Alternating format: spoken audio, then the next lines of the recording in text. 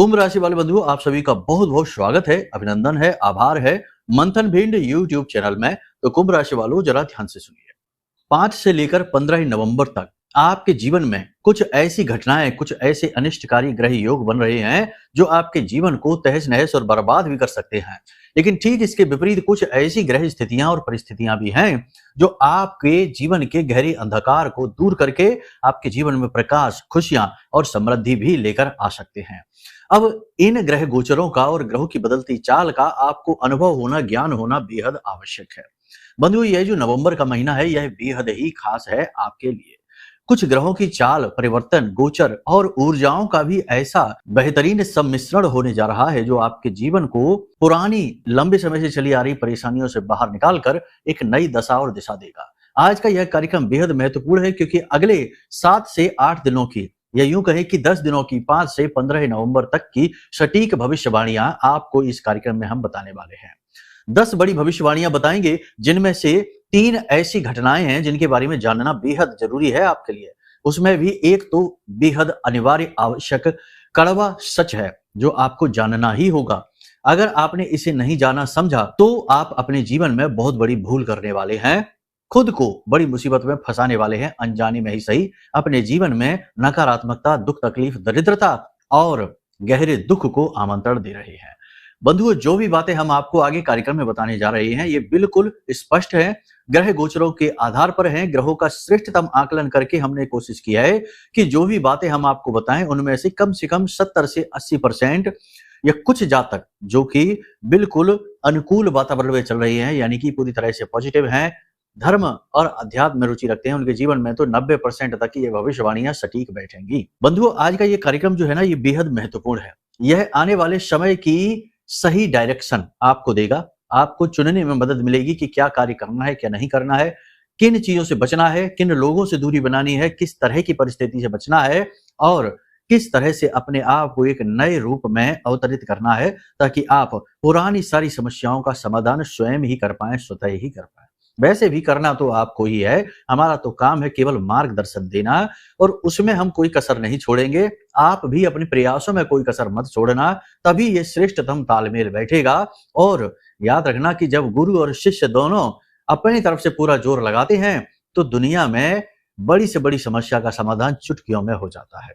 चाणक्य जैसा गुरु हो और चंद्रगुप्त जैसा शिष्य मिल जाए तो एक चरवाहा, यानी कि जो गाय भैंसे चराने वाला एक साधारण सा बालक भी राजा बन सकता है। इतनी अधिक शक्ति उत्पन्न होती है। तो यही ऊर्जा, यही शक्ति आज के इस कार्यक्रम में उत्पन्न होने जा रही है और आपके जीवन को एक नया आकार देने वाली है। बस आपको पूरे धैर्य के साथ, ठंडे दिमाग से हमारे साथ रहना है क्योंकि हमने आपके लिए सच्चे मन से मेहनत की है और आपसे उम्मीद यही करते हैं कि आप हमारी मेहनत, हमारे प्रयास का सम्मान रखेंगे। और महामाई की दिव्य अनुभूतियों का भी सहारा लेकर हमने कुछ जरूरी बातें आपको बताई हैं इस कार्यक्रम में। उनको भी जानना अत्यंत आवश्यक है क्योंकि वो देववाणी है, देव अनुभूति है। उसके बारे में जानना बहुत जरूरी है क्योंकि वह आपको बड़े दुर्भाग्य से बचा सकती है। तो चलिए बंधुओं, उम्मीद करते हैं कि आप सारी बातें समझ रहे हैं, कार्यक्रम में अंत तक अवश्य ठहरेंगे। तो अब महामाई को तो आभार देना ही होगा क्योंकि जिनके बिना स्वयं शिव भी सबके समान है, ऐसी महामाई, ब्रह्मांड माई, जगत माई माँ को याद करते हुए कमेंट बॉक्स में भक्ति भाव के साथ लिखिए, जय माँ भद्रकाली कृपा करो। माई के लिए यदि भाव और गहरा है तो ये भी लिख दो कि मैं भी माई के परिवार का हिस्सा हूं। पूरे भाव के साथ, प्रेम के साथ एक बार करके तो देखो। भाव यदि आपका प्रबल हो गया तो महामाई की दृष्टि आपके ऊपर अवश्य पड़ेगी ही। ऐसा होता ही नहीं कि बालक पुकारे और मां न सुने। बस पुकार में किसी भी प्रकार का भेद नहीं होना चाहिए। कहने का मतलब यह है कि लालच, कहने का मतलब यह है कि शंका और किसी भी प्रकार की नकारात्मकता, शक, बहम, और जहां विष का वास है वहां देवताओं का वास नहीं होता। बस इन सारी चीजों को ध्यान रखिए। सब कुछ समर्पित माई को कर दीजिए और फिर माँ आपके जीवन में आपकी उद्धार कारक बनेंगे, ये निश्चित है। हजारों लोगों के जीवन में बनी है, आपके भी बनेंगे। तो चलिए बंधुओं, अपने मूल विषय को शुरू करते हैं। जय माई की। बंधुओं, ज्योतिष और तंत्र विद्या के क्षेत्र में आचार्य अमित एक जाना माना नाम है।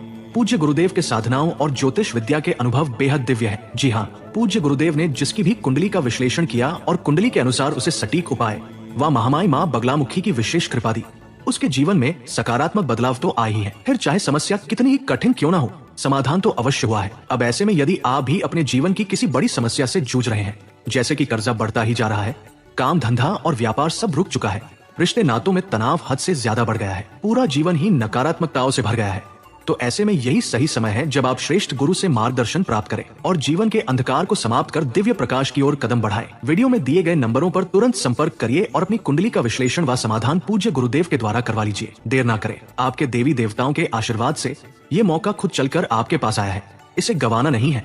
अभी फोन करें और गुरुदेव से मार्गदर्शन प्राप्त करें। महामाई आपका कल्याण करें। धन्यवाद। सबसे पहले आपको बताते हैं 10 बड़ी भविष्यवाणियों के विषय में।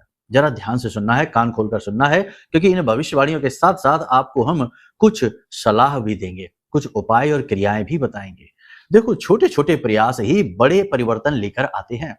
आप ये सोचे कि एक दिन अचानक ऐसा होगा कि सोकर आप जागेंगे और सारी मुसीबतों का अंत हो चुका होगा और आप राज सुख भोगेंगे। ऐसा दिन कभी नहीं आता। राज सुख भोगने के लिए पहले न जाने कितने दुख भोगने पड़ते हैं। सूरज की तरह चमकने के लिए सूरज की तरह जलना भी पड़ता है। तो ठीक इसी प्रकार से आपको चीजों को समझकर जीवन में उतारना होगा और फिर धीरे धीरे परिवर्तन प्रारंभ होंगे। सबसे पहले बात करते हैं, देखो इस समय पर सूर्य शुक्र साथ हैं और सूर्य शुक्र साथ होने का मतलब यह है कि राहु हो गया है खराब। अब राहु यदि खराब हो गया है तो ऐसी स्थिति में आपको कुछ चीजों से बचना होगा। पहली चीज कि लोगों के साथ बहसबाजी ना करें। लोग आपसे उलझने की कोशिश करेंगे, आपके मान सम्मान, आपके नाम को क्षति पहुंचाने की कोशिश करेंगे। कोई एक ऐसी अप्रिय घटना भी घटित हो सकती है जिसकी वजह से झूठे लांछन आपके ऊपर लग सकते हैं, आरोप लग सकते हैं। जो काम आपने किया ही नहीं है उस कार्य का आरोप आपके ऊपर मढ़ दिया जा सकता है। तो थोड़ा सा इस समय पर आपको ज्यादा अलर्ट रहना होगा। अपने शब्दों को सोच समझकर प्रयोग करें, क्योंकि आपके द्वारा बोले गए शब्दों का दुरुपयोग कर आपके ही खिलाफ प्रयोग किया जा सकता है, तो ऐसी भूल ना करें। दूसरा यह है कि आपको अचानक से अपने शरीर के किसी विशेष भाग में दर्द का अनुभव होगा। दर्द अधिक होगा, दवाई लेनी पड़ सकती है। इसी के साथ साथ आपको शारीरिक कमजोरी का भी एहसास होगा। शरीर में स्थूलता, गर्माहट बढ़ेगी। हालांकि धीरे धीरे सर्दियों की शुरुआत हो रही है, लेकिन तब भी आपको शरीर में गर्माहट, हल्का बुखार, थकान और सुस्ती का भाव रह सकता है। किसी विशेष भाग में आपको लगातार दर्द रह सकता है। बात लेकिन बिगड़ेगी नहीं, दवा आदि लेने से चीजें नॉर्मल हो जाएंगी। देखो, इस समय पर आपको अपने कागज, अपने जो डॉक्यूमेंट होते हैं ना, जरूरी कागजात होते हैं, बिल होते हैं, कोई रजिस्ट्री या कुछ भी होता है, कोई एग्रीमेंट वगैरह है, इन्हें बहुत संभाल कर रखना है। दूसरा कि अपनी कीमती चीजें जैसे आभूषण है, जैसे कि आपके मोबाइल हैं, आपकी जो इलेक्ट्रॉनिक सामान है, कीमती सामान है, इन्हें भी आपको संभाल कर रखना है। ये खो सकते हैं, लापता हो सकते हैं और या फिर हो सकता है कि कोई जानबूझकर इनकी चोरी भी कर सकता है। कोई व्यक्ति ऐसा, आपके कार्यस्थल की बात कर रहे हैं, आपके कार्यस्थल पर कोई व्यक्ति ऐसा है जो आपकी मेहनत को चोरी कर लेगा, आपकी मेहनत के प्रतिफल को आप तक पहुंचने नहीं देगा। मेहनत आप करेंगे, क्रेडिट वो ले जाएगा। तो थोड़ा सा संभल कर रहना। देखो, आपके साथ ये बहुत लंबे समय से होता आ रहा है, हम जानते हैं। मेहनत वैसे भी आप बहुत चुपचाप होकर, खामोश होकर करते हैं, अपनी मेहनत का ढिढोरा नहीं पीटते हैं और आप भावुक हैं, इमोशनल हैं और दूसरों को कष्ट नहीं पहुंचाना चाहते, दुख नहीं पहुंचाना चाहते। इसकी वजह से कई बार आप जानबूझकर अपना शोषण करवा लेते हैं। लेकिन अब यह बात बड़ी होगी, अब हद पार होगी। कोई व्यक्ति ऐसा है जो आपकी मेहनत चोरी कर लेगा, आपके हक, आपकी द्वारा की गई प्रयास और जो कड़ी मेहनत है, परिश्रम है, उसका फल आपको नहीं मिलने देगा, जिसकी वजह से आपको थोड़ा सा दुख हो सकता है। भरोसा तो टूटेगा ही, ये बात तो निश्चित है ही। आपको अपने मान सम्मान के लिए, अपने हक के लिए लड़ाई लड़नी पड़ेगी। मान सम्मान की लड़ाई, अपने हक की लड़ाई आपको लड़नी पड़ेगी। ठीक है, अलर्ट रहना इसके लिए। इसका मतलब ये नहीं है कि जब हम ये कहते हैं तो इसका मतलब ये नहीं है कि अब आपको कहीं लड़ना है, कहीं आपको झगड़ना है, कहीं आपको कुछ ज्यादा ही नहीं, ऐसा कुछ नहीं है। ये केवल अंतर मन की बातें हैं।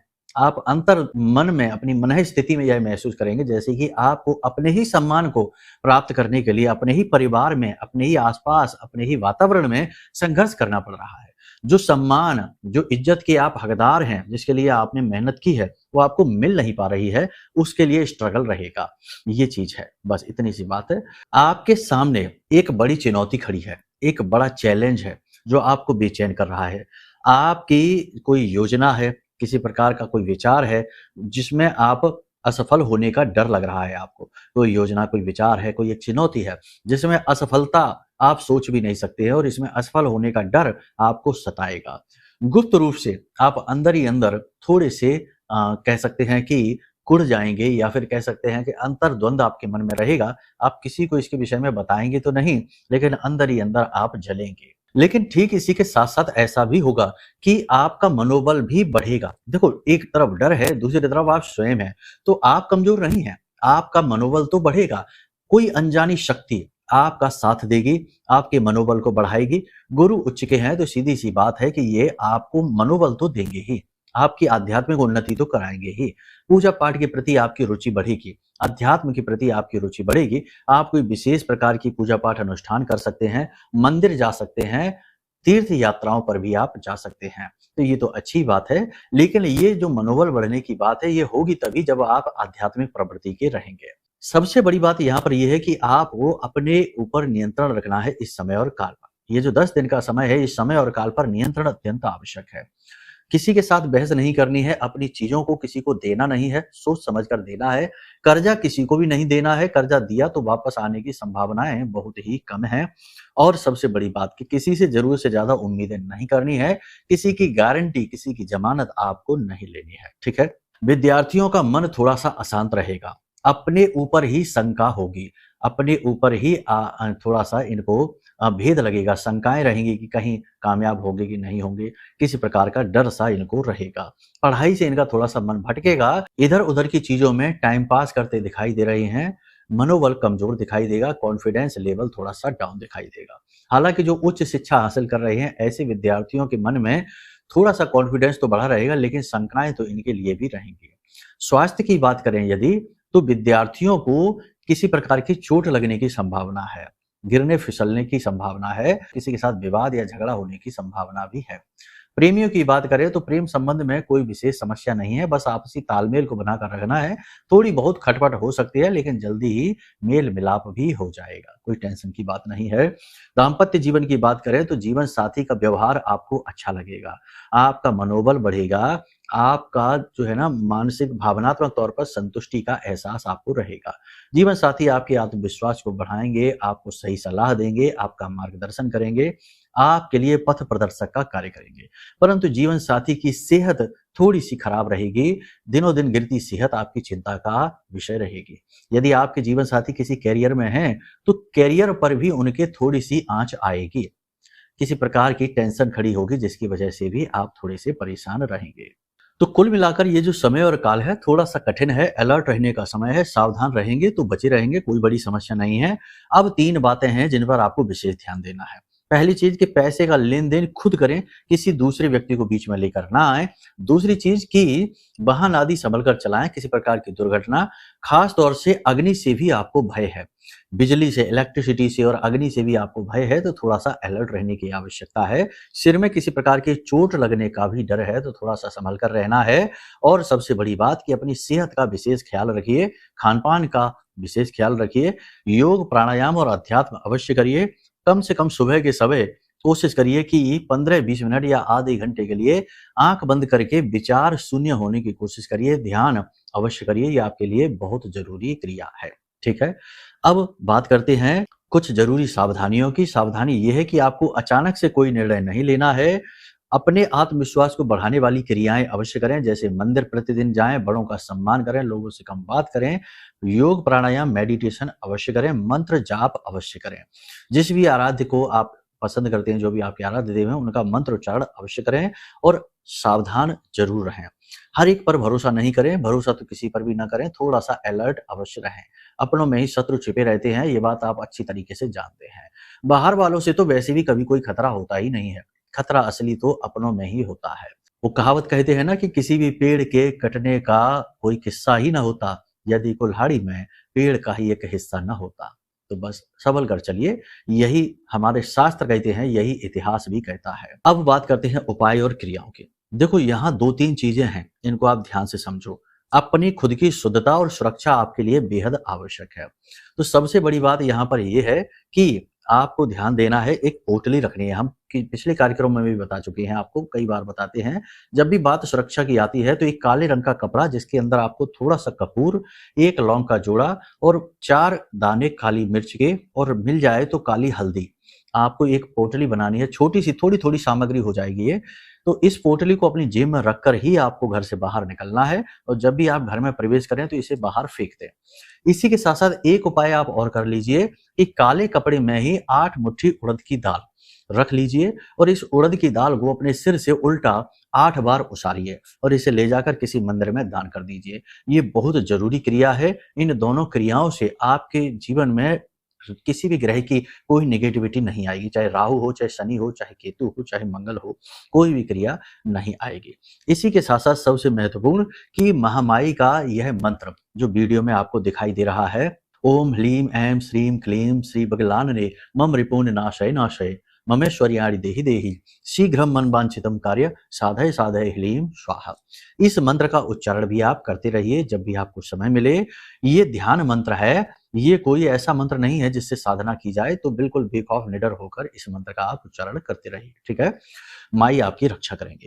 जो भी बातें हमने आपको बताई हैं वे सारी बातें आपकी कुंडली यानी जो गोचर चार्ट है इसके आधार पर बताई जा रही हैं, लेकिन हो सकता है कि आपके जीवन की परिस्थितियों या उनकी कहानियां अलग ही हो।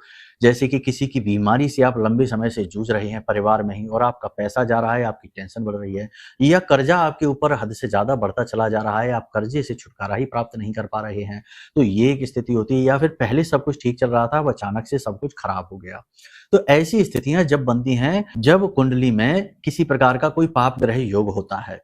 जैसे कि अभी एक श्रीमान की कुंडली हमने देखी थी कुछ दिन पहले, उनकी कुंडली में शापित योग बना हुआ था। मतलब कि पुरखे पूर्वजों के किए गए जो काम हैं, कर्म हैं, उनकी सजा इन्हें भोगनी है। तो ऐसा ही हुआ कि उनके परिवार में उनके पिताजी ने कर्जा बहुत अधिक ले लिया, जिसे चुकाने के लिए इन्हें भी कर्जा लेना पड़ा, और पूरा परिवार गिरवी रख गया, यानी घर भी गिरवी रख गया, कहने का मतलब प्रॉपर्टी भी गिरवी रख गई, और आज बुरी हालत में है, परेशान है। तो ये दोष अगर पहले पता होता इनको तो ये थोड़ा सा संभल कर चलते, इसका इलाज कर लेते, उपाय हो जाता। उपाय हो जाने से इसकी शक्ति कमजोर हो जाती, तो हो सकता है कि इनके पिताजी कर्जा ही न लेते, कोई ऐसा कार्य ही न करते, इनकी मानसिकता ही बदल जाती। आखिर आपकी या किसी भी व्यक्ति की जातक की जो मानसिकता होती है वह भी तो ग्रह की ऊर्जाओं से प्रभावित होती है। तो बहुत सारे ऐसे योग होते हैं जो कुंडली में होते हैं और जो जातक को लगातार प्रताड़ित करते हैं।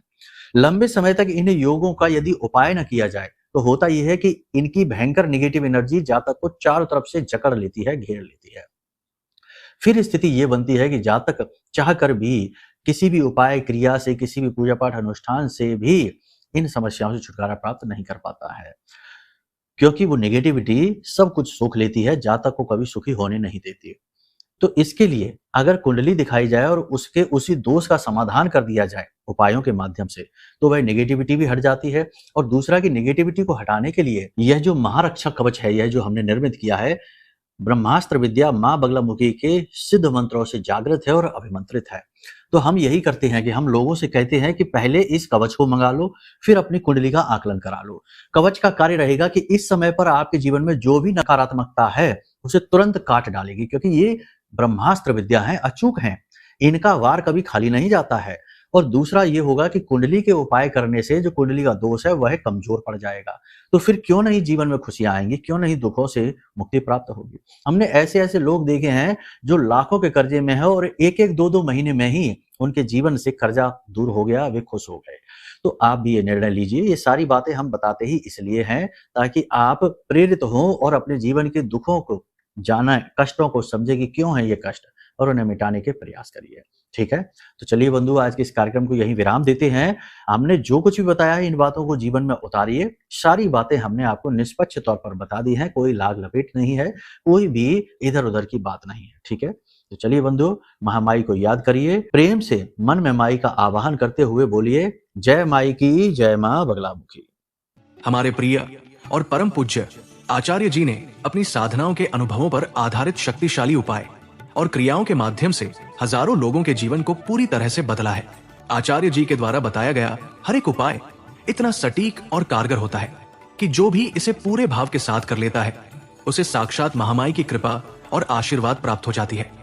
इसलिए निसंकोच इन उपायों को पूरे भाव के साथ करिए आपका कल्याण होगा। जय माई की।